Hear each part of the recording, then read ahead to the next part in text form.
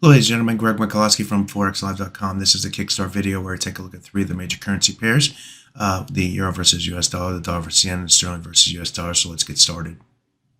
Fed Williams kicked off the Fed speak after the FOMC rate decision on Wednesday.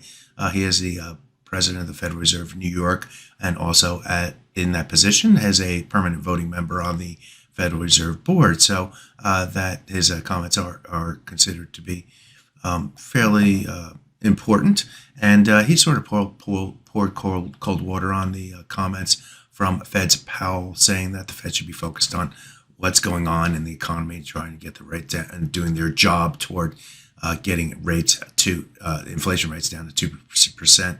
Sort of discounted the market's reaction to the comments from Fed's Powell the other day, and that had the effect of pushing us interest rates back to the upside. We are seeing the 2-year yield move up to 4.451%. That's up 5.2 basis points. The 10-year yield is now up 2 basis points at 3.95%. It's still below the 4% level and still down sharply on the week, but rates were lower going into his comment. So let's take a look at the euro versus US dollar from a technical perspective, and we can see that the comments sent the pair further to the downside, breaking down toward the 38.2% retracement of that entire move to the upside that we saw in trading this week, from the low to the high price here. By the way, the high price did stall right at the 1.1008 level, which was this high price prior to the high price that we saw right here.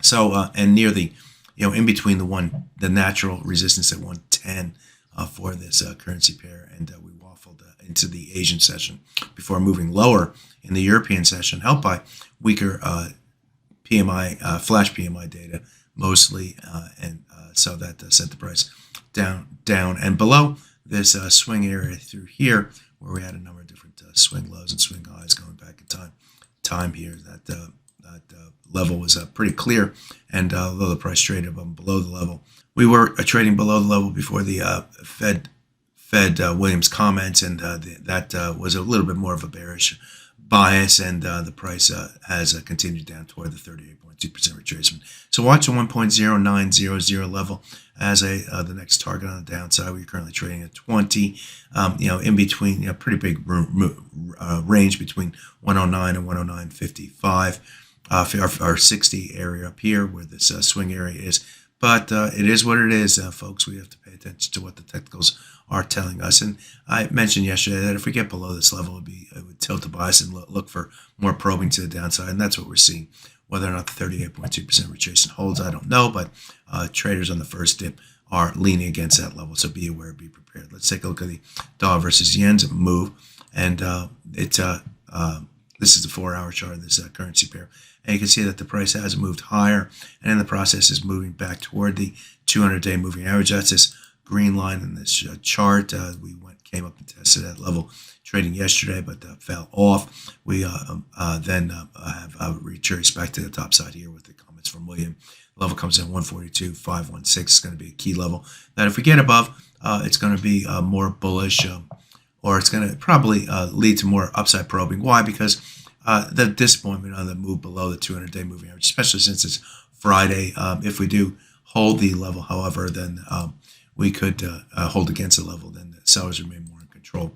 By the way, looking at this swing area through here, it's defined way back here where we had a number of different swing lows and swing highs.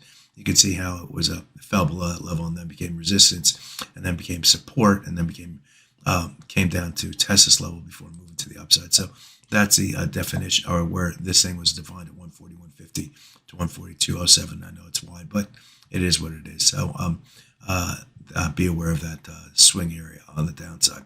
Finally, let's take a look at this sterling versus US dollar. Looking at this currency pair and going back in time, you see this swing area up here. Well, we were targeting that on the top side between 127.89 and 127.99, also near the 128 natural resistance level. The market moved up toward that level yesterday and traded up back up to it again, trade here and today before moving back to the downside.